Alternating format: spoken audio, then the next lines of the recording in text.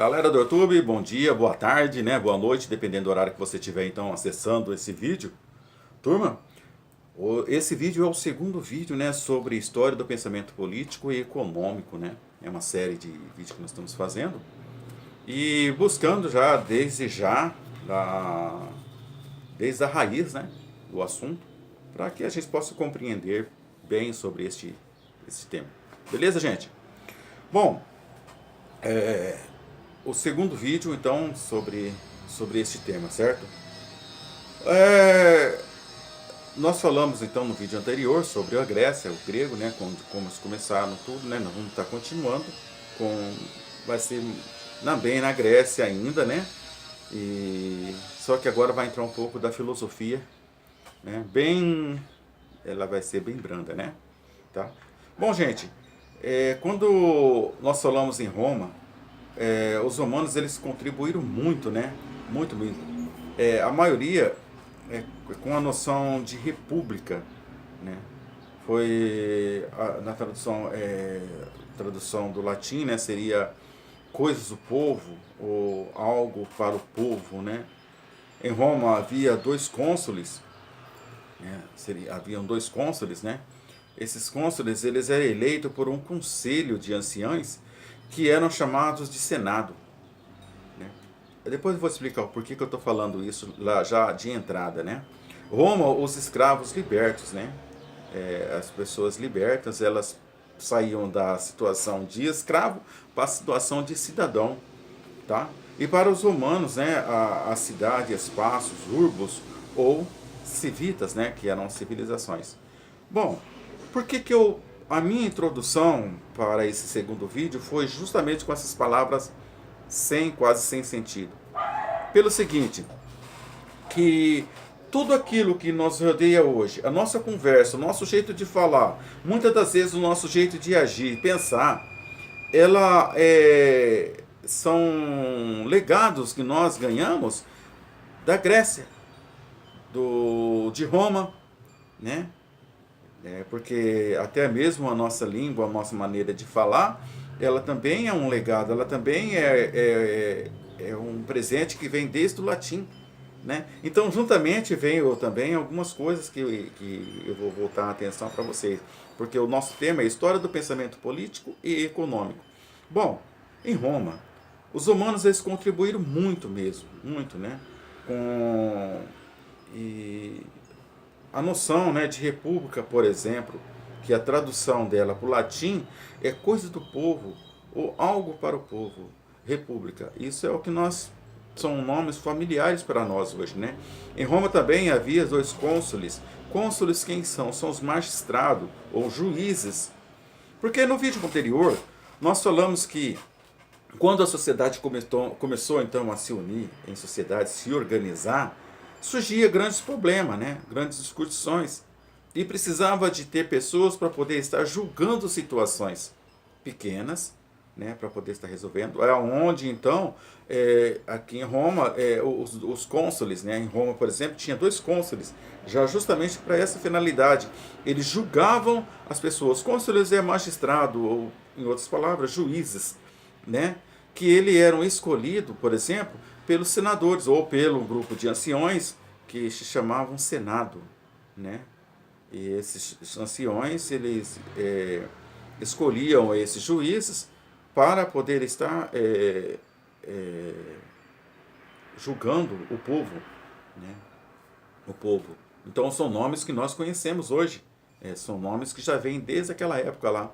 Roma, por exemplo, escravos libertos era uma maneira sábia, porque a partir da hora que o escravo estava dentro do seu território, já trabalhando no seu território e já era livre, ele passava a ser um cidadão, né? Um cidadão. Ele só não podia participar da política, viu? Porque somente os filhos daqueles escravos libertos podiam participar, outros não, certo? Para os romanos, né, a cidade, o espaço também, né, é chamado de cidade, era chamado de urbos. Urbos para nós aqui seria espaço urbano, né, que também é a mesma coisa de cidade, tá? Ou civita, né, civilização, certo? Quando você vê uma casa, você vê uma cidade, você fala, civilização. Então, era isso, tá? Isso lá em Roma. Tá? Vamos dar uma continuidade, então. Oriundo da família aristocrata, né?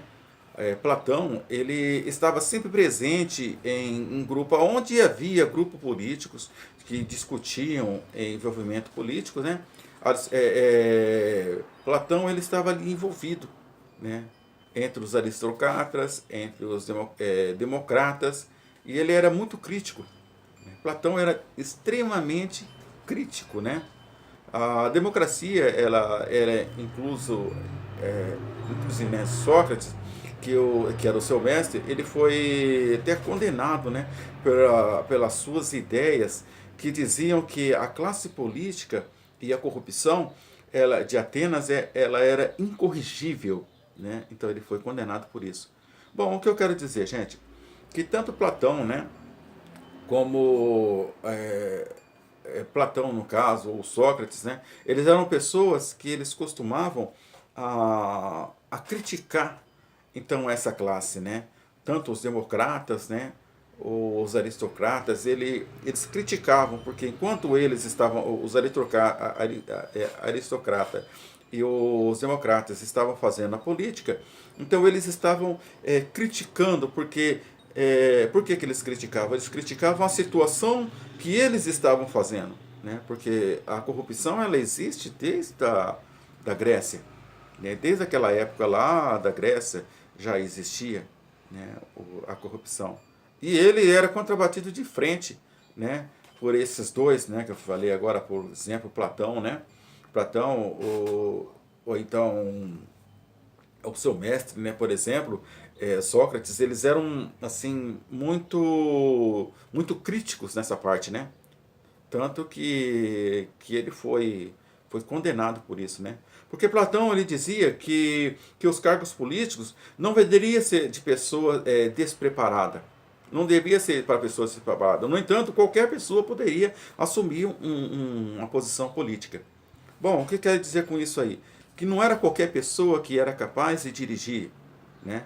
Por exemplo, na nossa sociedade atual, muitas pessoas acreditam que se colocar ela no governo, ela vai dar conta de dirigir a política, mas não é verdade. Não é verdade. Não são todas as pessoas designadas para poder fazer tal trabalho, né? Mesmo que estude, mesmo que tenha conhecimento, ainda assim ela não vai ser capacitada. Porque a política, na verdade, não é para qualquer pessoa, é para aqueles que nasceram para aquilo. Ou seja, eles já têm a capacidade, já está no sangue deles já, né? A única diferença, por exemplo, Platão, ele defendia apenas três grupos, né? Ele falava dos filósofos, guerreiros ou os artesãos. Eram os únicos tipos, os grupos de pessoas que poderiam estar dentro da política, né? Envolvido na política. Ele falou que fora isso aí não existia outra pessoa, não podia estar envolvido na política. Ele poderia estar certo? Talvez estaria certo. Por quê? Porque muitas das vezes a pessoa ela tem que ter um domínio sobre aquilo que ela fala, né, diante da população, né? No caso de Sócrates, não. Sócrates ele falou, ele teve a consequência, mas ele sabia o que estava falando, né? Porque nós vamos estar falando sobre esse assunto daqui mais um minutinho, né? Sobre as pessoas que conseguem estar falando dentro da sociedade, né? Falando sobre problemas, mas assim, vai falar sobre problemas, mas sem ofender, no caso, né?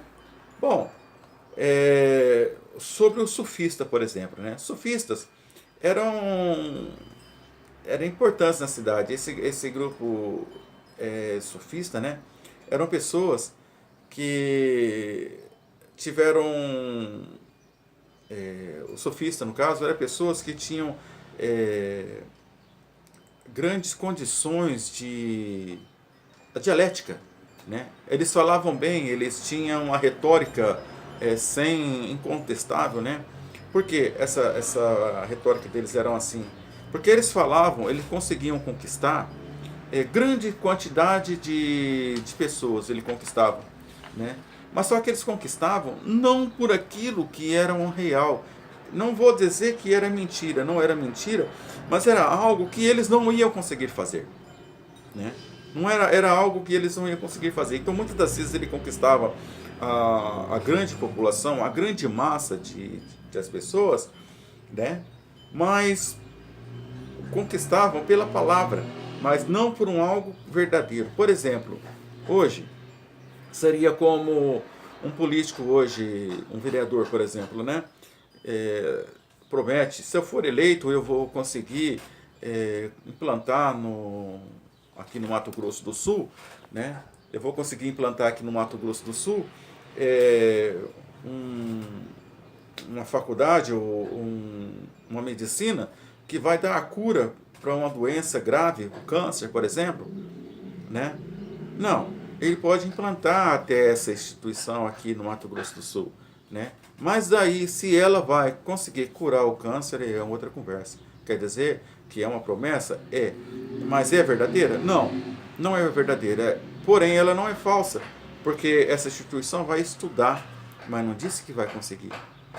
Você entendeu, gente? Então é o seguinte, é fazer promessa daquilo que é incapaz de fazer, de resolver, certo? Às vezes faz promessa daquilo que, por exemplo, geralmente usam-se a saúde, usam-se os transportes, usam seus salários, às vezes uma construção importante na cidade que está por fazer, eu vou conseguir terminar tal construção, entendeu? Então, isso aí a gente chama de sofistas, ou pessoas que falam aquilo que nem sempre consegue cumprir, tá? Não sejam pessoas mentirosas, não é isso que eu quis dizer, certo? Mas não é totalmente verdade, certo? Bom, essa cidade também, eles tiveram um grande envolvimento quando nós falamos desse sofista, né? Duas cidades importantes, né? Elas tiveram, assim, um envolvimento importante, né? Na Guerra de Peloponeso. No caso foi Esparta e Atenas. A cidade de Atenas e Esparta, elas tiveram onde Atenas, no caso, foi derrotada, né? E isso foi no século IV a.C. Bom, então, para Platão, né, esse filósofo, eles levavam a polêmica, né, com o tema político sempre em busca de uma verdade, certo? Ele sempre criticava tudo aquilo que sempre havia uma crítica, sempre havia um peso, certo? Bom, por que eu falo assim que sempre havia um peso? Porque tudo aquilo que eles olhavam, né, em relação à política, por exemplo, os atenienses, né, porque eles eram atenienses, né, eles eram atenienses.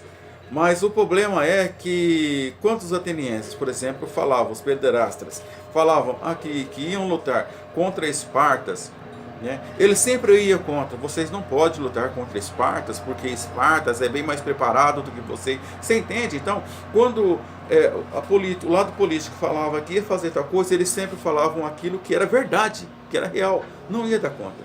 Mas nem sempre era ouvido, assim como um deles foi condenado, né, por conta da própria palavra, né? Então essa era a diferença. Os sofistas, eles tinham então essa boa retórica, né? Conforme eu falei, né? Eram pessoas de boa retórica e eram bem diferentes desses dois, de Platão, né? E Aristóteles, né? Esses dois filósofos eram bem diferentes porque tanto Platão como Aristóteles, eles tinham a boa retórica também, mas baseado em verdade. Eles não usavam o sofismo para poder estar falando e conquistando as pessoas. Eles usavam a verdade, baseada em verdade, e por conta disso, realmente sofreram por conta disso, né? Teve muito problema que eles encararam, tá? Bom, gente, então, conforme eu falei, o sofista ele é um grupo de pessoas, né, com um alto poder de retórica, né, de persuasão. Eram pessoas de boa retórica, né, diferenciavam as suas ideias e conquistavam todo um povo só pelas palavras, né, pelas palavras. Isso hoje é normal. Por exemplo, se pega uma pessoa que está estudando, ou então uma pessoa que já se formou, mas que ainda não tem a mesma desenvoltura de um político, por exemplo, se vai se colocar de frente com um deputado, né, um deputado federal, um deputado estadual, ou até mesmo um vereador já bem experiente, né? Então, qualquer um desses homens, vereador, prefeito, governador, deputado federal, deputado estadual, senadores, né? São pessoas que eles têm boa retórica, eles sabem tudo aquilo, são professores, são mestres nesse assunto. Eles têm capacidade de persuasão e isso é importante nessa profissão deles, né? Não quero dizer com isso que qualquer um de nós vai saber fazer igual. Não, não é. Além deles falarem, eles sabem fazer, sabem trabalhar, conhecem a ciência política, né? Coisas que nós desconhecemos, né? Mesmo a gente estudando história, né, não significa que você sabe sobre ciências políticas ou sabe como conversar diante de uma multidão. Talvez sei como professor, mas não como um deputado, não como um senador, né? Não vou ter esse mesmo conhecimento. Então você percebe? Então a retórica deles são sempre bem... É uma retórica, parece que foi escrita anteriormente. Às vezes não, às vezes sai de relance, né? De tanta capacidade que tem, né? Bom, nessa época também nasce a noção de economia, né? Já nós estamos falando isso aí no século IV a.C., né? Então nessa mesma época nasce a noção de economia, que na verdade é a arte de regir ou de dirigir uma casa, né? Então aí é justamente nessa época que nasce já a noção de economia. Beleza, gente? Então, gente, agora daqui vai passar para o terceiro vídeo, certo? Por que eu estou fazendo parte por parte assim? Porque é um assunto bem complexo, certo? E eu não posso tentar colocar tudo junto, primeiro porque vai ficar muito cansativo, né? Porque é um assunto muito cansativo e complicado, certo? Mas só que vamos passar de parte a parte para poder estar tendo uma boa compreensão. Beleza, galera? Obrigado por você ter ficado comigo até agora, certo? Eu espero você agora no próximo vídeo, viu? E eu agradeço pela sua atenção, viu?